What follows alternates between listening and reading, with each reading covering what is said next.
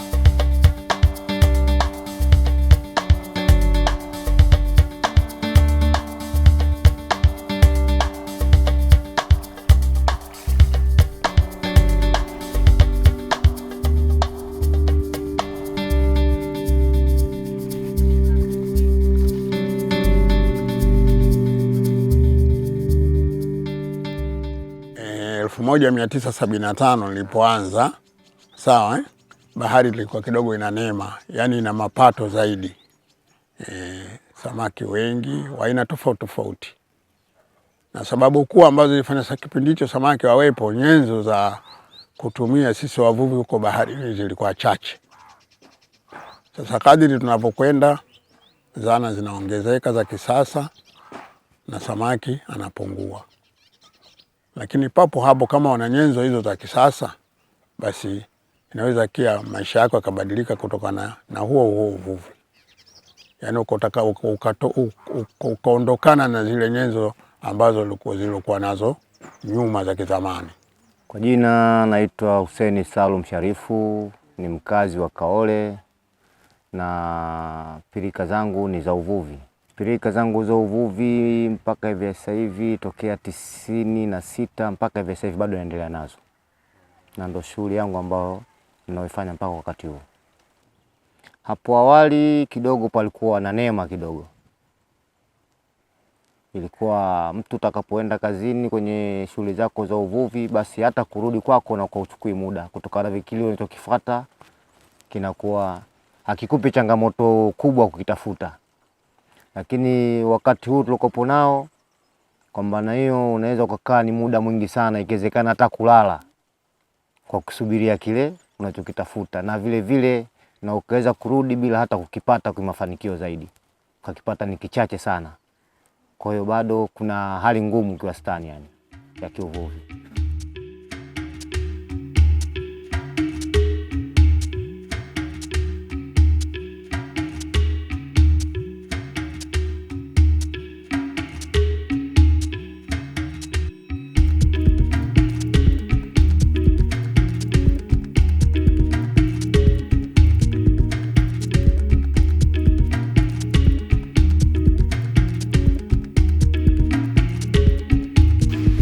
tunaitana hatuitani wewe fulani wewe.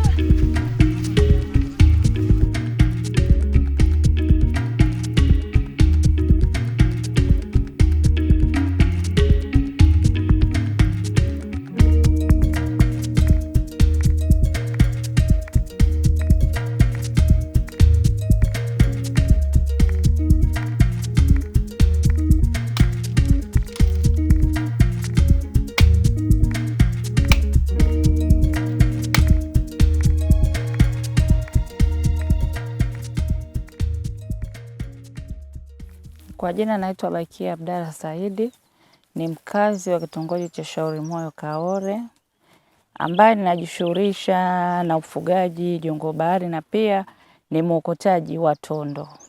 Kama mnavyoiona hapa niloishika, hii ndio inaitwa tondo. Sisi kama wanakijiji wa Kaole na ni wakazi wa Kaole, tondo zinatusaidia sana kwa sisi kina mama. Huwa tunakusanya, tukisha kukusanya, tunachemsha, tukimaliza kuchemsha, tunaziandaa tayari kwa ajili ya biashara. Njia zinazotumika, mfano leo tunaenda kwenye tondo. Bakia unaenda, tuna mama yetu mmoja anaitwa Zaina Mbwana. Huwa ndo tunamtumia au ndo mama yetu wa karibu sana kwenye kikundi kuliko watu wote. Huyo mama tunakutana na mama na Dabakia. Leo jamani tunaenda kukuta tondo. Tunatoka nyumbani kila mtu na ndoo yake, wakati mwingine tuna viroba. Tunaenda Zanzibar wanaita viporo. Siku tunaita viroba. Tunaenda zetu kule, tukishafika kule tuna nguo maalumu, sio kwamba nguo hii nilovaa ya sikukuu ndio naingia na ukokoni, hapana. Kuna nguo maalumu tunavaa, tukishavaa tunaingia ndani, tunaokota. Kule tunapookota tunakuwa hatukai pamoja. Mwingine anaweza akawa hapa, mwingine akawa pale, mwingine akawa hivi. Hamuonani. Kwa maana kama muonani, kuna wito ambao unaitwa tangu enzi ya mabibi zetu. Usimwite Dabakia, unatumia kuita Kwa hiyo yule anajua mwenzangu huko ananiita. Na yeye anajibu au hii. Hivyo. Hiyo katika historia sijajua kama wazazi wetu walikuwa wanatuambia ni kweli au walikuwa wanatudanganya, sijui. Lakini mimi wazazi wetu walikuwa wanasema hivyo, kwamba makokoni sio mnavyoona majiti mkajua labda yale majiti tu yanakaa kule. Kuna vitu vingi kule. Kuna vibwengo, wani wenyewe wanaita vibwengo. Kwa maana unaweza ukaenda kule, labda mimi namuita Dabakia na yeye yupo karibu, anasikia huyu anamuita Dabakia. Yeye anataka ampoteze. Na yeye huko anamuita Dabakia. Kwa hiyo huyu atakuwa anafuata ule wito tena. Akili pale haipo, anajua huyu anoniita ndo mwenzangu. Kumbe kitamaki unatokea pwani huko na ukaenda huko mimaji naye ndo inarudi, unaweza ukazulika maana ukarudi na midonda au ukawa umepotea kabisa. Tondo kwanza haya magamba haya, ili tondo hii, magamba ya urembo. Pia watu wanajengea kama kwenye zege, kwenye majumba, lakini tondo pia ni chakula ambacho tunapika mchuzi. Kuna za kuunga ndio huo mchuzi, alafu kuna kavu yani. Unaweka tu ndimu, chumvi, pilipili, pia inatumika kwa ugali hiyo. Na ni nzuri sana hata hivi kama achari. Tondo pia zinaishi kwenye mikoko. Kwa hiyo utapokata miti ovyo, tondo pia zitakuwa zinatoweka, zitakuwa hazizaliani kwa wingi mule kwenye mikoko. Kwenye mazingira ya Kaole miti hapo zamani, maana nirudi nyuma kidogo. Hapo zamani wakati serikali ilikuwa bado haijakataza miti kukata au wanasema uharibifu wa mikoko. Lakini asilimia kubwa kwa sisi watu wa Kaole tulikuwa wazazi wetu wanatumia miti kukata na wanajengea majumba. Wanajengea maua yao ya kwenye nyumba. Lakini sasa hivi madhali serikali imesema kukata miti ni uharibifu, ndio watu wanaingia kwenye matofali, inabidi tunaitunza kama BMU, kama kikundi cha majongoo, tunalisimamia hilo. Kwanza faida ya kwanza, miti inazuia upepo. Kama hivi inapokuja kama upepo uliopita wa juzi wa Idaya. Sio kokoni tu, hata juu. Miti inazuia la kwanza upepo.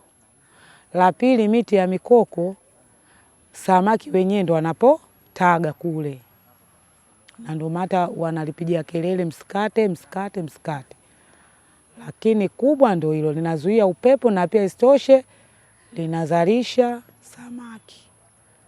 Maana hata hao wanaovua maboti makubwa wale wa Bagamoyo wanachukua hayo majiti wanaenda kutupa huko, wanasema ndio wanazalia samaki, lakini sio ya mikoko. Huwa wanakuja kukata huko mijiti ya juu mikubwa kubwa ile kwa imeanguka. Sasa hivi watu wa Kaole hawatumii miti. Kwa kweli hawatumii miti. Kwanza sisi wenyewe ndo kama ninavyokuambia tunairinda. Tunapomkuta mtu huko hatumuachi. Tunamchukua kwanza, tunamfikisha kwenye serikali ya kijiji. Serikali ya kijiji pale inamchukua, inampeleka polisi. Kule tena wenyewe ndo wanajua wanawajibikaje. Lakini sisi tukikukuta huko hatukuachi. Kwanza tukiwa kama BMU ni kujitolea. Kwanza hakuna mapato.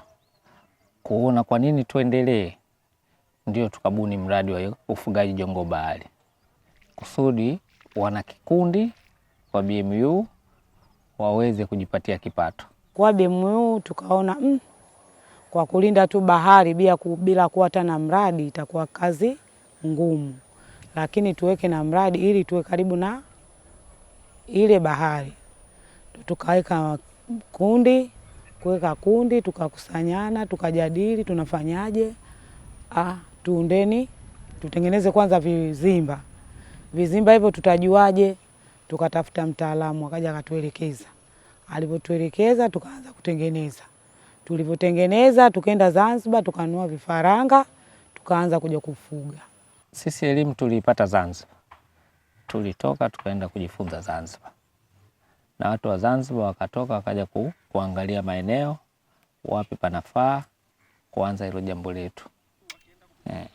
Na hata vifaranga vya mwanzo au hilo jongo la mwanzo tulinunua Zanzibar. Jongo bahari ni kiumbe kama viumbe wengine, na yeye anaishi baharini. Chakula anajitafutia mwenyewe kwenye mazingira ambayo anaona haya yanafaa, na kama mazingira hapa alipo mazingira sio mazuri, basi huwa anahama, kwa sababu jongo bahari wana tabia ya kunywa maji muda wote. Anakunywa maji akiwa anavuta kile chakula, na maji mengi yanabaki mwilini. Kama akishaona hapa hapafai, kwa hiyo anapunguza uzito, anaelea, anahama sehemu moja kwenda sehemu nyingine.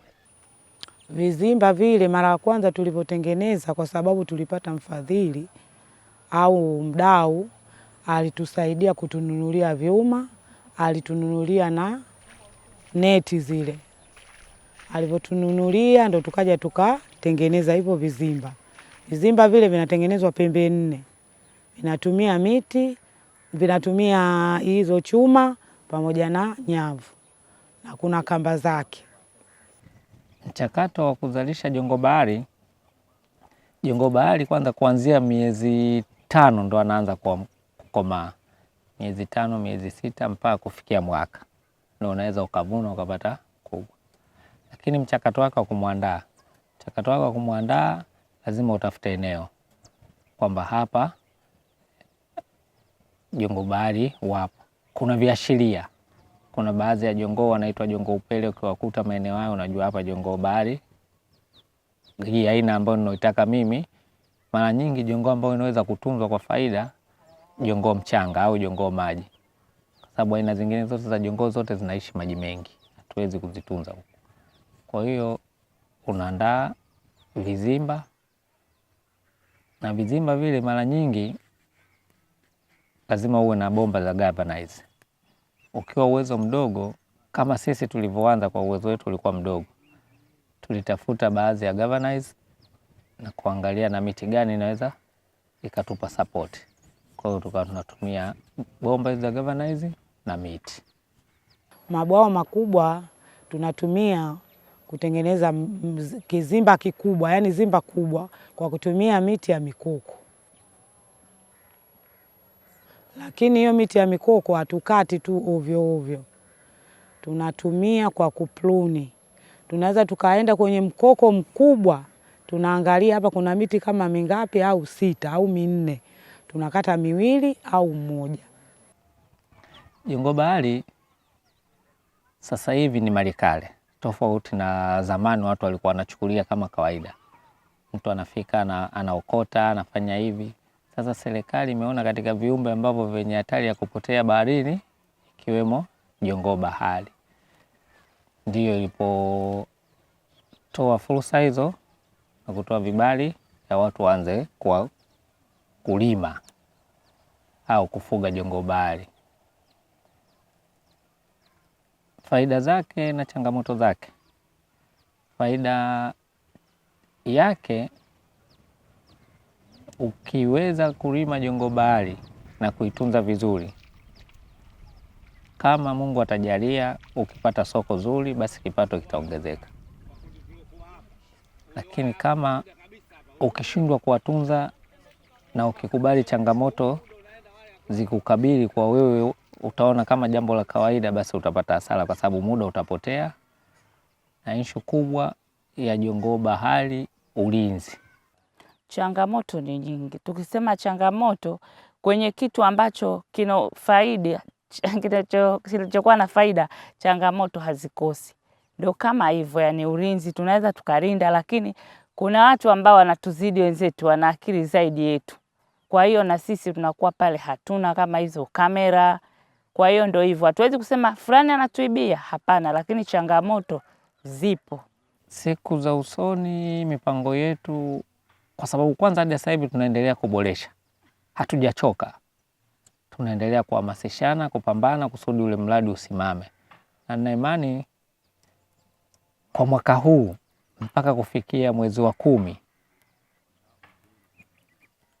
mradi wetu utasimama vizuri sana, kwa mipango ambayo tulioiweka ya hii tunaanza nayo.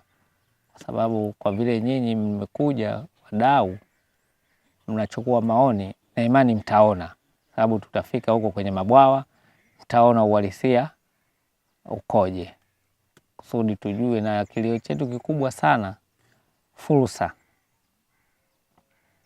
kwamba nashangaa kwamba upande wa Tanzania bara, kwamba tuna viongozi wa juu wanazungumza sana, lakini utekelezaji umekuwa mdogo, kwa sababu sisi tukiwa kama waanzilishi wa Tanzania bara Kaole, BMU Kaole, tunapokea wageni wengi sana kuja kujifunza, lakini serikali inashindwa kututizama wakati tuna eneo kubwa kuja kutufungia mtambo ambao wa kuzalishia vifaranga achari hiyo. Sio kwamba eneo hatuna, eneo tunalo. Kwa nini serikali isije kusema hapa ndo kitovu hiki cha waanzilishi, hebu tuonyeshe hapa nini tunafanya? Hiyo support itakuwa kubwa kuliko tunavyofanya kienyeji, kwa sababu Tanzania nzima utaambiwa nenda Kaole kafate vifaranga. Sasa lakini vifaranga sisi hatuzalishi kila mwezi, kuna baadhi ya miezi. Lakini mtu ambaye anaotoka huko kashaambiwa jongoo bahari faida yake hivi na hivi na hivi, yeye akija na wewe unamchelewesha. Sasa pale ndio inapoonekana kama kuna changamoto zinaingia, kwa sababu sisi tunazalishia kule kule, lakini kama kungekuwa na mtambo huko juu unatengeneza muda wote, basi vifaranga vingekuwa vinapatikana wakati wote. Na tushatoa mafunzo kwenye vikundi vingi tofauti tofauti. Kwa Tanga mwaka juzi wamekuja hapa vikundi 12, tumewafundisha. Ndani ya Bagamoyo yetu hii kata Dunda kuna watu tumewafundisha. Mlingotini kadhalika.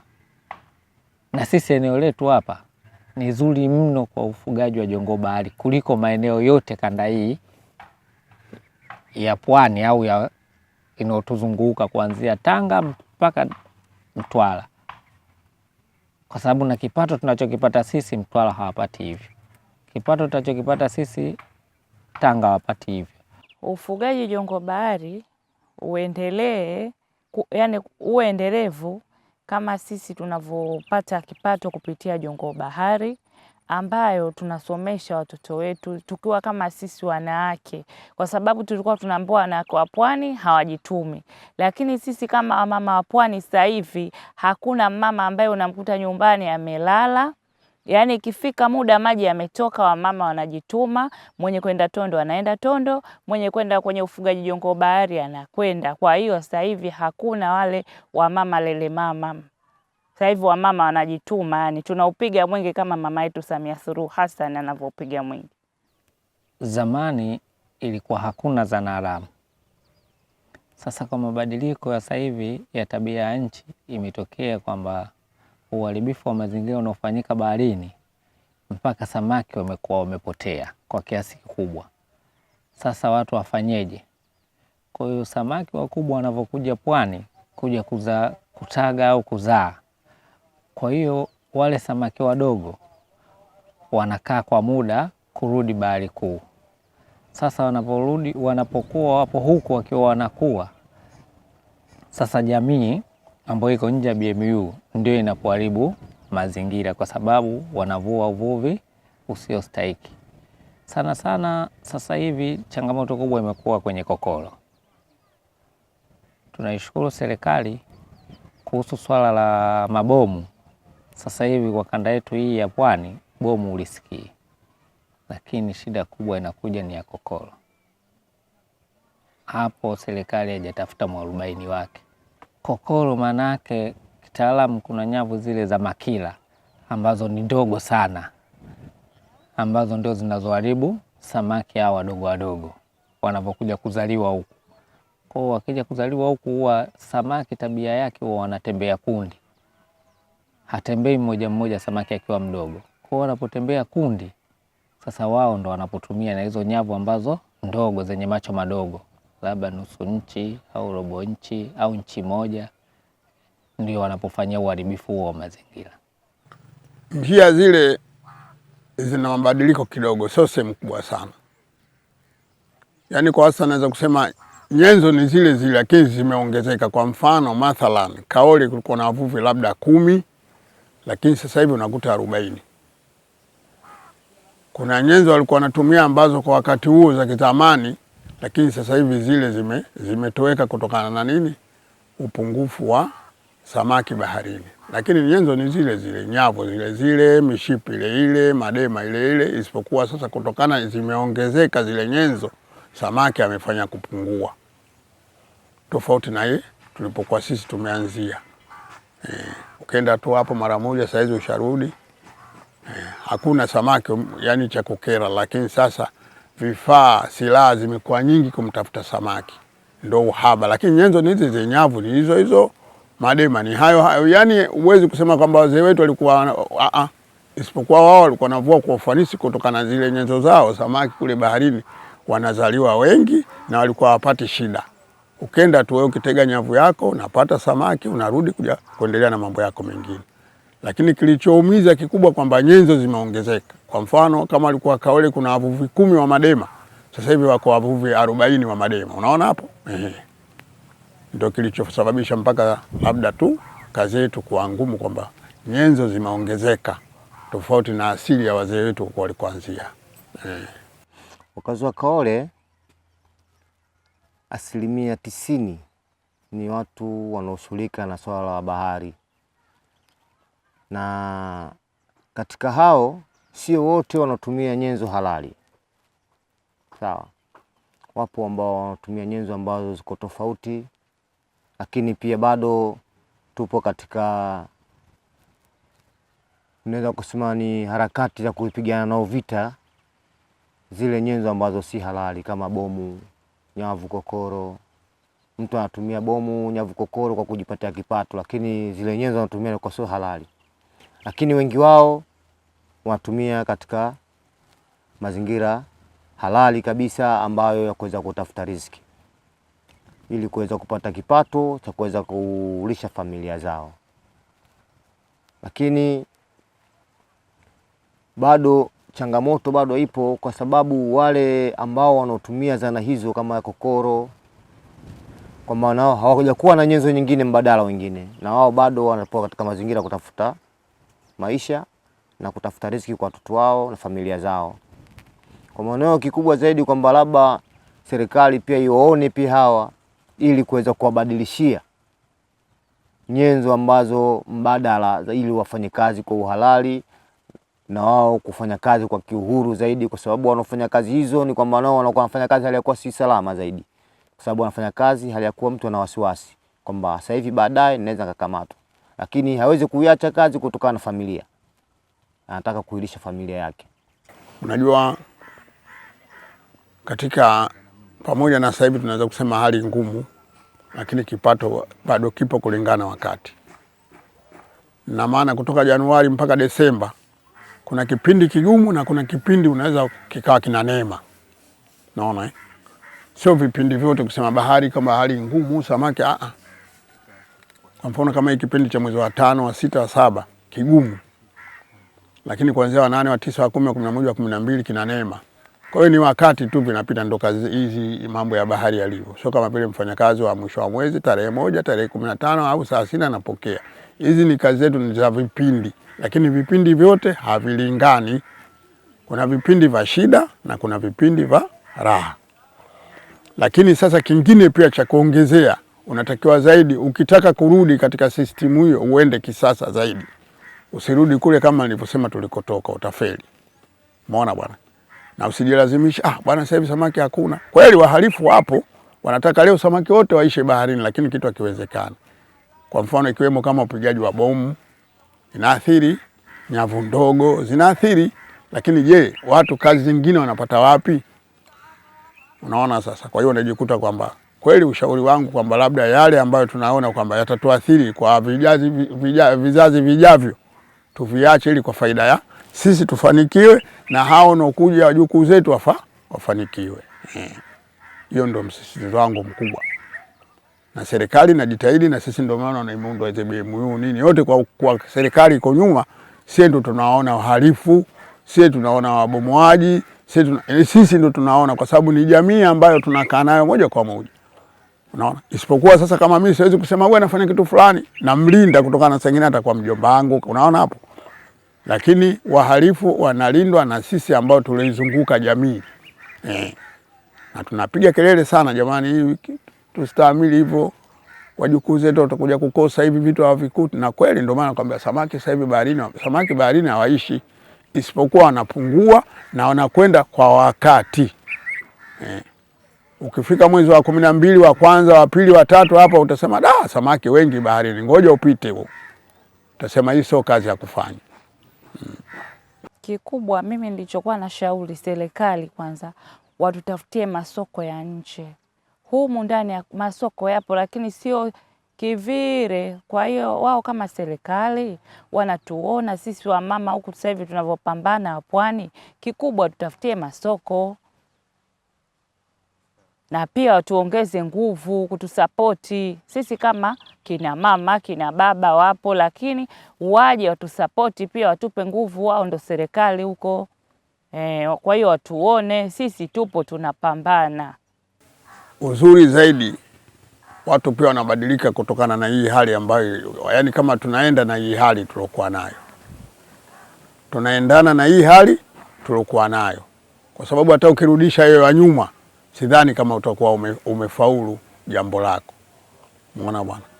Kwa hiyo kama unabahatika unapata mtu mwenye uwezo au mwenyewe una uwezo, unakwenda kisasa tena, wendi ile kizamani. Kwa sababu Jumatatu na Jumanne siku tofauti.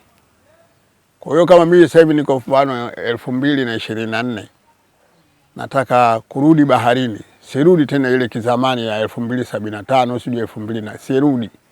Nitaiona kazi ngumu na watoto hata chakula watakosa. Ndio maana unakuta sasa hivi hata mabadiliko haya ambayo sasa hivi ya nyenzo hizi za kisasa na watu wanaendana nayo hayo kwamba hawana tena yale ya 1975, hakuna. Kwa hiyo kadiri hali inavyobadilika na wao wanaendana nayo hivyo kulingana na hali, kama hivyo ulivyosema, tabia ya nchi, mazingira ya bahari, majipepo kama haya. Wakati wa zamani mwezi huu wa 5 upepo utakiwa haupo, sasa hivi upo. Kuna kama hivyo unasikia kuna kimbunga Idai, chote na kinaingia baharini kinaathiri kitu ambacho hakikutarajiwa, kimekuja katikati ya mfano kama wewe unajenga, kimekuja kitu kimebomoa ukuta, kwa shanibomolea ukuta wangu, inabidi unajenga tena. Kwa hivyo vitu vimetokea sio mbaya, lakini inawezekana huko tunakokwenda vikawa vipo, mambo yakawa mazuri. Vimekuja tu kwa sababu Mwenyezi Mungu mwenyewe kavileta, tuwezi kukwepa. Lakini tunashukuru mwakani zikawa vipo, maisha yakaendelea.